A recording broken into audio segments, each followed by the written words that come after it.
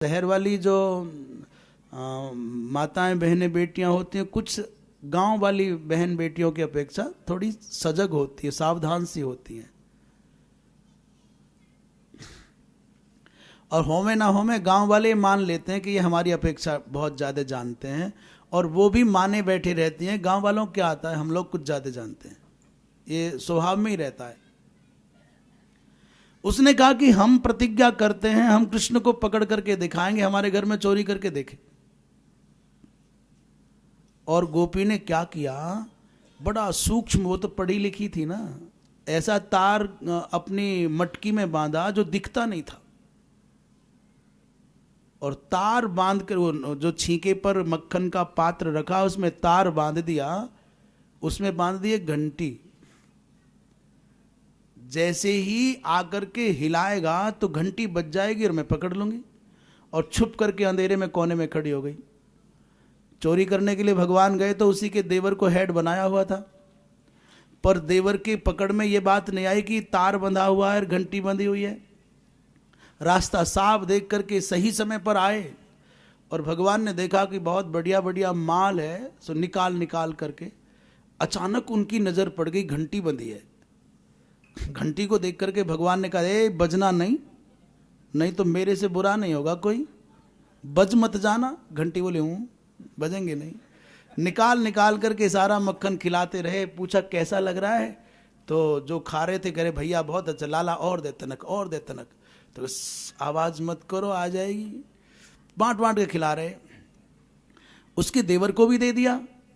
उसने कहा भैया बहुत टॉप को है। भगवान के मन में लोभ आ गया, इतना अच्छा है तो मैं भी खा के देख लूं। ये चैलेंज वाला घर है भाई, जरूर कोई ना कोई खास बात होगी।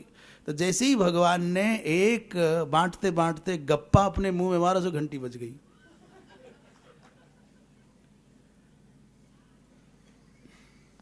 और गजब ये हुआ कि घंटी बजते ही नीचे वाले लोग भाग गए, भगवान ऊपर लटके रह गए छींके पर। भगवान बोले आज फंस गए बेटा। तब तक गोपी आ गई। भगवान ने घंटी से कहा, रे तुझसे मना किया था, क्यों बजी, अवज्ञा कैसे की तुमने। घंटी ने कहा, गोविंद मैं बजी नहीं, मैं तो चाहती थी आपकी आज्ञा का पालन करूं, पर करूं क्या, यदि संसार का प्राणी भोजन करे प्रसाद पाए तो मुझे नहीं बजना चाहिए। ऐसा कहीं शास्त्र में उल्लेख नहीं है कि मनुष्य खाए तो मैं बजूं, पर शास्त्र में उल्लेख है गोविंद तुम भोग लगाओगे तो मुझको तो बजना ही पड़ेगा ना, मेरे बजे बिना आपका भोग कैसे लगेगा, इसलिए बज गए। भगवान बोले रे भाई मार दिया, तेरी भक्ति के चक्कर में हम तो फंस गए ना। बेचारी घंटी रुआसी सी हो गई। उतनी देर में गोपी ने भगवान कृष्ण पकड़ लिए और कसकर के हाथ पकड़ लिया, लाला अब बताएंगे तो कि बहुत चालाक बने हो तो। और निकल करके घर से बाहर खचेड़ती हुई चलने लग गई। तमाम थोड़ी देर में खूब लोगों की भीड़ इकट्ठी हो गई। बड़े बड़े लोगों को देख करके, पुरुषों को देख करके गोपी ने कर लिया घूंघट लंबा सा, और बालक ताली बजाते हुए जा रहे हैं यशोदा मैया के घर की ओर। वो शुभ यात्रा चल रही है, मंगल यात्रा चल रही है। लाला अपनी युक्ति लगा रहे हैं, कैसे बचूं, आज तो फंस गए भाई। तो तुरंत चालाकी से भगवान बोले, गोपी तो तनक दया नहीं आवे, इतनी बड़ी मुस्टंड तू मैं छोटो सो, तू एक डग रखे मैं 4 डग चलूं, खिचड़नों पर धीरे ना चल सके। गोपी बोली दया तो आवे, धीरे चलेंगे। धीरे चलने लगी। गोपी तेरे इतने कठोर हाथ, मेरो इतनो कोमल हाथ, एक कस के पकड़ रही है, तनक ढीलो नहीं कर सके। बोले ला ढीलो नहीं करूं, बड़ी मुश्किल से तो पकड़ में आए हो। भगवान ने कहा अच्छा मत ढीलो कर, पर एक बार तू मेरा दूसरा हाथ पकड़ ले, नहीं हमें दर्द है रोए। वो बोले हाँ ये काम कर सकते हैं। तो घूंघट तो लगा ही था, बिना देखे हाथ बदलने के चक्कर में भगवान ने उसके देवर का हाथ पकड़ा और उसके हाथ में दे दिया, और भगवान निकल करके घर पहुंच गए। घर पहुंचे तो मैया से बोले, मैया मैं बहुत थक गया हूं, आज भूख लग रही है। पहली बार भगवान बोले भूख लग रही है, तो मैया तो निहाल हो गई। तुरंत बढ़िया मक्खन मिश्री दही खा ले बेटा, सो जा अंदर चुपचाप, अब शाम को निकलियो। बोले हाँ शाम को निकलेंगे। बढ़िया खा करके सो गए। उतनी देर में देख रहे कान लगाए हुए हैं, कब आवाज आवे, कब जुलूस आवे।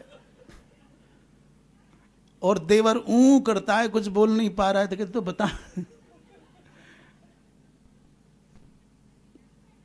बेचारा देवर रोवे और उसे खचेड़ती हुई ले जा रही है। अरे यशोदा देख, तेरे लाला को मैं पकड़ करके लाई हूं। और जैसे वो कहे कि लाला पकड़ के लाई हूं, तो बालक और जोर की ताली बजा दे, बोले पता चलेगी।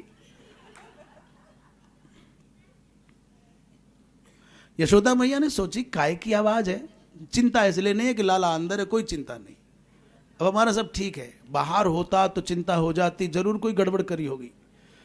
बलराम से कोई शिकायत और कोई संशय नहीं रहता, पर कृष्ण को लेकर बहुत चिंतित है, इसलिए अब अंदर सो रहा है तो कोई बात नहीं है। थोड़ी भारी भरकम सी मैया यशोदा बाहर दरवाजे पर जब तक आई, तब तक तो गली से जुलूस सामने आ गया। देख यशोदा, तेरो लाला मैंने आज रंगे हाथ पकड़ो है।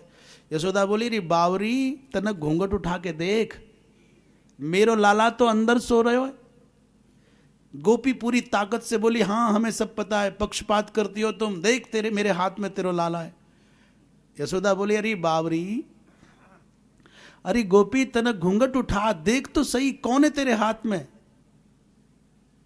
तो जैसे घूंघट उठा करके देखा तो कृष्ण की जगह पर अपने देवर को पाया, तो उठा के धरती पर पटक दिया, तेरा नाश जाए, तू कहां से आया।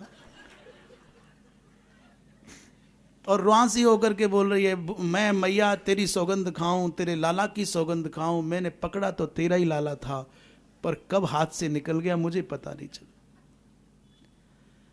यशोदा बोली, रे बाबरी, ऐसे ही भ्रम है जावे, मेरो लाला काय को चोरी करने जाएगा कहीं। और उतनी देर में भगवान अंदर से उठ करके मैया यशोदा की पीठ के पीछे खड़े होकर के तमाशा देख रहे, और यशोदा से शिकायत कर रही कि मैया मैंने ही पकड़ा था, उंगली दिखा रहे, दे ले ले और पकड़ेगी। और भगवान धीरे से बोले, हमारे चक्कर में मत पड़ियो, अब के पकड़ने के चक्कर में पड़ी ना तो अभी तो देवर को हाथ आयो, अगले बार तेरे खसम को हाथ तेरे हाथ में दे देंगे, हमें पकड़ेगी।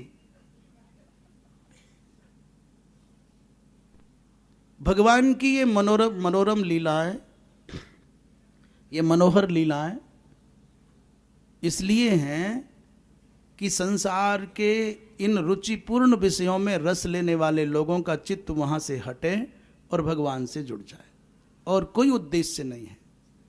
किसी भी बहाने से आपको भगवान में रस आने लग जाए, भगवान की चर्चा सुहाने लग जाए, इसलिए हैं सब ये कथाएं।